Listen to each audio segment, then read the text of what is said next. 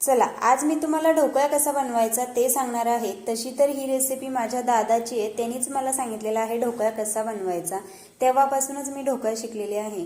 तर एक वाटी भरून या ठिकाणी मी पीठ घेतलेलं आहे, बेसन पीठ चाळून घ्यायचं आहे। त्यामध्ये दही टाकून त्यानंतर चवीनुसार मीठ टाकायचं, मिक्स करून घ्यायचं पाणी टाकून। त्यानंतर त्याला झाकण ठेवून 5-10 मिनिटं रेस्ट द्यायचं आहे। तोपर्यंत आपण ज्या भांड्यामध्ये ढोकळा बनवणार आहे त्याला तेल लावून घ्यायचं। त्यानंतर हे 8-10 मिनिटांनंतर आपल्याला हे मिश्रणामध्ये थोडीशी साखर, इनो आणि त्यानंतर लिंबू पिळून छान असं मिक्स करून घ्यायचं। कढईमध्ये पाणी अगोदरच गरम करून घ्यायचं, त्यामध्ये ठेवून 5-10 मिनिटं त्याला छान असं स्टीम देऊन घ्यायचं। नंतर आपल्याला तडका देऊन घ्यायचा आहे। कढीपत्ता, कोथिंबीर, जिरे, मोहरी सर्व टाकून छान तडका देऊन घ्यायचा। त्यामध्ये थोडंसं पाणी टाकायचं, साखर टाकायची।